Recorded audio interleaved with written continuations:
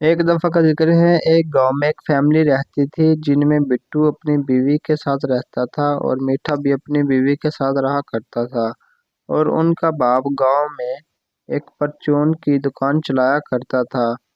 उनका बाप बहुत शरीफ था और बिट्टू भी उनकी मदद करने के लिए कभी-कभी दुकान पर आया करता था। लेकिन उसका भाई मीठा हमेशा किसी न किसी दाव में रहता और चालाकियाँ करता रहता।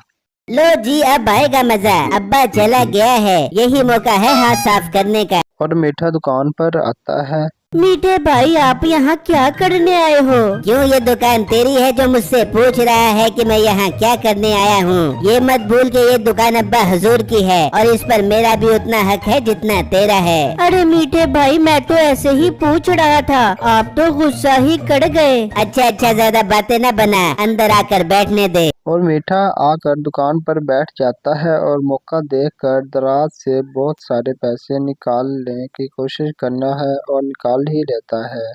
तो मीठे भाई, आप आ ही गए हो तो मैं जरा घर का चक्कर लगा कर आता हूँ, आप दुकान को संभाल लो। नहीं, कोई जरूरत नहीं है। एक तो तुझसे मेरा सुकून से बैठना ही बर्दाश्त नहीं होता। मैं जा रहा हूँ, तू कोई मुझ पर इल्जाम ही न लगा दे। भलाई का तो भाई जमाना ही नहीं है। मीठा वो पैसे लेकर वहां से चला जाता है और उन पैसों का बहुत सारा सामान लेकर घर आ जाता है।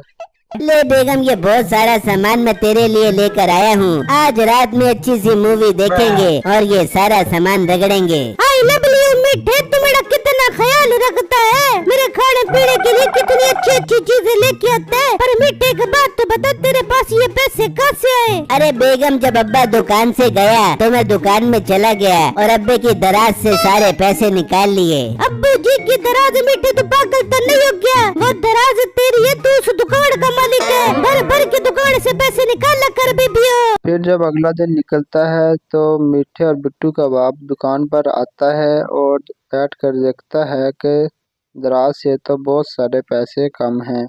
वो दराज को बंद करके पैसे इतने कम क्यों हो गए? हालांकि कल तो सेल भी बहुत ज्यादा हुई थी। मेरे जाने के बाद तो बिट्टू दुकान पर था। इसका मतलब बिट्टू ने पैसे चुराए हैं।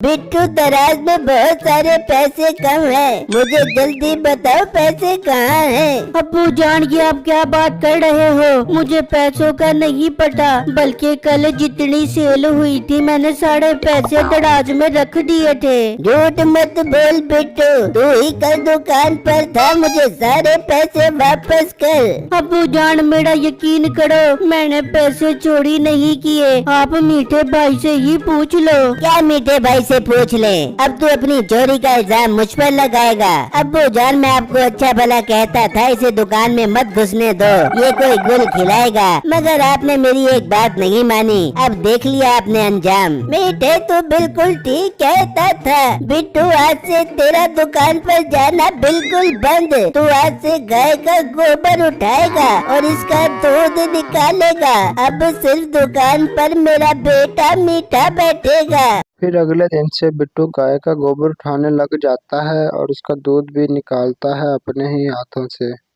बिट्टू, जरा जल्दी हाथ चला, इतनी सुस्ती दिखाने की जरूरत नहीं है। तेरी भाभी ने दूध की लस्सी बनानी है। जी मीठे भाई, पहले मैं आपको दूध निकाल कर दूंगा, फिर मैं अपने लिए दूध निकालूंगा। बिट्टू, आज सारा दूध मुझे निकाल कर दो। आज मेरी सासू माँ घर पर आ रही हैं। वो दूध बहुत शौक से पीती हैं। पर मीठे भाई, आपको पता है मुझे दूध कितना पसंद है। ऐसा न करें, आधा दूध आप ले और आधा दूध मुझे दे दें। और पसंद के बच्चे, ज्यादा मिश्रा न बन, जैसा कहा है वैसा कर। शाबाश, सारा दूध निकाल कर दे। फिर बिट्टू दूध निकालता है और मीठा सारा दूध लेकर चला जाता है और बिट्टू देखता ही रहता है। मीठा रोजाना इसी तरह करता है, वो दूध लेकर वहां से चला जाता है और बिट्टू को तो एक कतरा भी नहीं मिलता। ये क्या बिट्टू, आप आज भी दूध नहीं लेकर आए? बेगम, मैं क्या करूं? मीठा भाई रोज नया बहाना बना बना कर दूध ले जाता है। मुझे कुछ समझ नहीं आ रहा, मैं क्या करूं? बिट्टू, आप अपने अब्बू से बात करो, उन्हें बताओ कि मीठे भाई रोज हमें दूध नहीं लेने देते। ठीक है बेगम, मैं अब्बू जान के पास जाकर बात करता हूँ। बिट्टू दुकान पर पहुंचता है और उनको मीठे के बारे में बताता है। ठीक है बिट्टू, तुम घर जाओ, मैं शाम में आकर फैसला करता हूँ। फिर बिट्टू घर चला जाता है और शाम को उसका बाप भी घर आ जाता है। मीठे और बिट्टू, तुम दोनों मेरी बात गौर से सुनो। मैं रोज रोज की चिक चिक से तंग आ गया हूँ। मेरे लिए तुम दोनों बराबर हो, इसलिए मैं फैसला कर रहा हूँ कि दिन में गाय का दूध मीठा निकालेगा और रात में दूध बिट्टू निकालेगा। ये सुनते ही बिट्टू खुश हो जाता है और मीठे का मुंह बन ही जाता है। अब्बू जान, मुझे आपका फैसला बहुत पसंद आया है, मुझे मंजूर है। मैं रात में ही गाय का दूध निकालूंगा। बेटे, तुम्हें फैसला मंजूर है? बस ठीक है अब्बा, जो फैसला कर दिया है। अब दिन में ये गाय मेरी है और रात में ये गाय बिट्टू की है। फिर जब अगला दिन निकलता है तो मीठा गाय का दूध निकालने लग जाता है। वो दूध निकाल कर ले जाता है और जब रात होने से पहले तक भी वो दूध निकालता ही रहता है और गाय का दूध तो बाकी ही नहीं रहता। मीठे भाई, रात होने वाली है, अब तो बस करो गाय का दूध निकालना। ओ हेलो, रात होने वाली है, अभी हुई नहीं है। ये गाय रात में तुम्हारी है। फिर मीठा दूध निकालता रहता है और इतना निकाल लेता है कि आखिरी कतरा भी नहीं बचता। दूध निकाल कर वहाँ से चला जाता है और जब बिट्टू दूध निकालने लगता है तो गाय में तो दूध रहता ही नहीं। वो बहुत परेशान होता है और इस तरह सुबह होने लगती है।